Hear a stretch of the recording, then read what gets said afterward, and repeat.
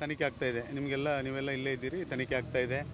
SIT ತನಿಖೆಯಲ್ಲಿ ಇಲ್ಲಿವರೆಗೆ ಯಾವುದೇ ರೀತಿಯಾದಂಥ ಅಧಿಕೃತವಾಗಿ SITಯ ಅಧಿಕಾರಿಗಳಾಗಲಿ ಅಥವಾ ಸರ್ಕಾರ ಆಗಲಿ ಯಾವುದೇ ರೀತಿಯಾದಂಥ ಮಾಹಿತಿಯನ್ನು ಜನರಿಗೆ ಇನ್ನೂ ಕೊಟ್ಟಿಲ್ಲ.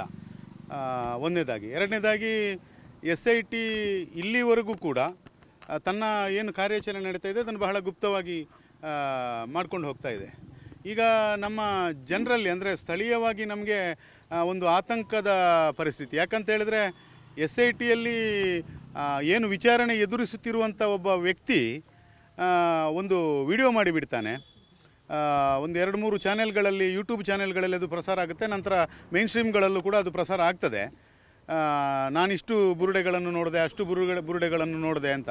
ಒಂದು ಅರಣ್ಯ ಪ್ರದೇಶದಲ್ಲಿ, ಒಂದು ಕಾಲುದಾರಿಯೂ ಅಲ್ಲದಂಥ ಒಂದು ಜಾಗದಲ್ಲಿ ಆತ ಅದು ಹೇಗೆ ನೋಡಿದರೆ ಅದು ಯಾಕೆ ಆತ ಇನ್ಫಾರ್ಮೇಷನ್ ಮಾಡಲಿಲ್ಲ, ಅಥವಾ SIT ವಿಚಾರಣೆ ಎದುರಿಸಿ SIT ಅವರು ಹೇಳದೇ ಇದ್ದರೂ ಈತ ಯಾಕೆ ಹೇಳ್ತಾ ಇದ್ದಾನೆ, ಈ ಥರದೊಂದು ಪ್ರಶ್ನೆ ನಮ್ಮಲ್ಲಿ ಬಹಳ ಆತಂಕಕ್ಕೆ ಒಳಗಟ್ಟಿತ್ತು. ಅದಕ್ಕೆ ಇವಾಗ ನಾವು SIT ಆಫೀಸಿಗೆ ಹೋಗಿ ತನಿಖಾಧಿಕಾರಿಗಳಲ್ಲಿ ನಾವು ನಮ್ಮ ಕಂಪ್ಲೇಂಟನ್ನು ಕೊಟ್ಟಿದ್ದೇವೆ.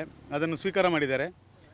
ಇದನ್ನು ಪರಿಶೀಲಿಸಿ ನಾವು ಕ್ರಮ ಕೈಗೊಳ್ತೇವೆ ಅನ್ನುವಂಥ ಒಂದು ಭರವಸೆಯನ್ನು ಕೂಡ SIT ಅಧಿಕಾರಿಗಳು ನೀಡಿದ್ದಾರೆ. ವಿಠಲ್ ಗೌಡ ಅಂತ ಯಾಕಂತ ಹೇಳಿದರೆ ನಿಮ್ಗೆ ಗೊತ್ತಿರ್ಬೋದು, SIT ರಚನೆ ಆದದ್ದು ಒಬ್ಬ ಅನಾಮಿಕ ವ್ಯಕ್ತಿಯ ಒಂದು ಹೇಳಿಕೆಯ ಆಧಾರದ ಮೇಲೆ. ನಂತರದಲ್ಲಿ ಆತನ ಹೆಸರು ಬರ್ತದೆ ಚಿನ್ನಯ್ಯ ಅಂತೇಳಿ. ಆ ಪ್ರಕರಣದಲ್ಲಿ ಬುರುಡೆ ತಂದು ಕೊಟ್ಟ ವ್ಯಕ್ತಿ ವಿಠಲಗೌಡ ಅನ್ನುವನು ನಂತರದಲ್ಲಿ ಇದಕ್ಕೆ ತನಿಖೆಗೆ ಹಾಜರಾಗ್ತಾನೆ.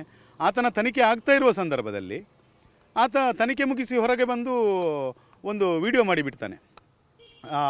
ಮಾಟ ಮಂತ್ರ ಆಗಿದೆ, ಅಷ್ಟು ಬುರುಡೆ ಇದೆ, ಮಗುವಿನ ಶವ ಇದೆ, ಈ ಥರ ಇದೆ, ಪೊಲೀಸ್ನವರು ಅದನ್ನು ಏನು ಇದು ಮಾಡಲಿಲ್ಲ, ಹಾಗೆ ಹೀಗೆ. ಅಂದರೆ ಒಂಥರ SIT ತನಿಖೆಯ ದಾರಿಯನ್ನು ತಪ್ಪಿಸುವಂಥ ಕೆಲಸ, ಸ್ಪಷ್ಟವಾಗಿ SIT ತನಿಖೆಯ ದಾರಿಯನ್ನು ತಪ್ಪಿಸುವಂಥ ಕೆಲಸ. ಮತ್ತು ನೋಡಿ, ಆ ವ್ಯಕ್ತಿ ಅಷ್ಟು ಬುರುಡೆ ಇದೆ, ಇಷ್ಟು ಬುರುಡೆ ಇದೆ ಅಂದಾಗ ಇದು ಏನಾಗ್ತದೆ ಅಂತ ಹೇಳಿದರೆ, ಈ ವ್ಯಕ್ತಿ ಒಬ್ಬನೇ ಅಲ್ಲ, ಈ ವ್ಯಕ್ತಿಯ ಹಿಂದೆ ಬಹಳಷ್ಟು ಜನರಿದ್ದಾರೆ ಅನ್ನೋ ಒಂದು ಅನುಮಾನ ನಮಗೆ ಮೂಡ್ತಾ ಇದೆ. ಯಾಕಂತ ಹೇಳಿದರೆ ಇದೊಂದು ವ್ಯವಸ್ಥಿತ ಷಡ್ಯಂತ್ರ ಅನ್ನೋದು ಮೊದಲಿನಿಂದಲೂ ನಾವು ಹೇಳ್ಕೊಂಡು ಬಂದಿದ್ದೇವೆ. ಈಗ ಇದಕ್ಕೆ ಪೂರಕವಾಗಿ ಆತ SIT ತನಿಖೆ ಎದುರಿಸುವಂಥ ಸಂದರ್ಭದಲ್ಲಿ ಆತ ಯಾವುದೇ ಭಯವಿಲ್ಲದೆ ಆತ ರಾಜಾರೋಷವಾಗಿ ಒಂದು ವಿಡಿಯೋ ಮಾಡಿಬಿಡ್ತಾನೆ ಅಂದರೆ SIT ಇನ್ನೂ ಏನು ಹೇಳಿಲ್ಲ, ಅಥವಾ ಯಾವುದೇ ಮಾಧ್ಯಮ ಹೇಳಿಕೆಗಳನ್ನು ಪ್ರಕಟ ಮಾಡಲಿಲ್ಲ, ಯಾವುದೇ ಮಾಧ್ಯಮಗಳಲ್ಲೂ ಬಂದಿಲ್ಲ. SIT ವರದಿ ಅಥವಾ ಮಧ್ಯಂತರ ವರದಿ ಸರ್ಕಾರಕ್ಕೂ ಕೊಟ್ಟಿಲ್ಲ. ಈಗ ಅವನ ಹೇಳಿಕೆಯನ್ನು ಆಧರಿಸಿ ನಿನ್ನೆಯಿಂದ ಶೋಧ ಮಾಡ್ತಿದ್ದಾರೆ, ಅದಕ್ಕೆ ಅಲ್ಲ, ಅವನ ಹೇಳಿಕೆಯನ್ನು ಆಧರಿಸಿ ಶೋಧ ಮಾಡೋದು ಅದು SIT ಕಾರ್ಯಾಚರಣೆ. ಅವ ವಿಡಿಯೋ ಮಾಡಿಬಿಡೋದು ಅದು SIT ಭಾಗವ. SIT ಅವರು ಹೇಳಿದ್ದಾರೆ ಈಗ ವಿಡಿಯೋ ಮಾಡಿ ಕೊಡುವಂತ? ಇಲ್ಲ ತಾನೆ. SIT ತನಿಖೆಯನ್ನು ಹಾದಿ ತಪ್ಪಿಸಲಿಕ್ಕೆ ಅಂತ ನಮ್ಮ ಭಾವನೆ. ಅದು ನಾವು ಅದರ ವಿರುದ್ಧ ಕಂಪ್ಲೇಂಟ್ ಕೊಟ್ಟದ್ದು. ಯಾಕಂತ ಹೇಳಿದರೆ ಒಬ್ಬ ವ್ಯಕ್ತಿ ಏಕಾಏಕಿ ಬಂದು, ಅದು ಅಲ್ಲದೆ ಆತನಿಗೆ ಅದರಲ್ಲಿ ಸುಮಾರು ಹೇಳ್ತಾನೆ, ಆತ ನನಗೆ 2023ರಲ್ಲಿ ಚಿನ್ನಯನ್ನು ಪರಿಚಯ ಇದೆ ಅಂತ ಹೇಳ್ತಾನೆ, ನನ್ನ ಅಂಗಡಿಗೆ ಬರ್ತಾ ಇದ್ದ ಅಂತ ಹೇಳ್ತಾನೆ.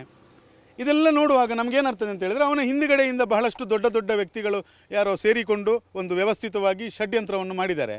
ಹಾಗಾಗಿ ಆ ವ್ಯಕ್ತಿಯ ಬಗ್ಗೆ ಭಾಳಷ್ಟು ಎಚ್ಚರಿಕೆ ವಹಿಸಬೇಕು ಮತ್ತು ಅದನ್ನು ಸೂಕ್ತ ರೀತಿಯಲ್ಲಿ ತನಿಖೆ ಮಾಡಬೇಕು ಆ ವ್ಯಕ್ತಿಯನ್ನು ಒಂದು ಕಂಪ್ಲೇಂಟನ್ನು ನಾವು ಕೊಟ್ಟಿದ್ದೇವೆ.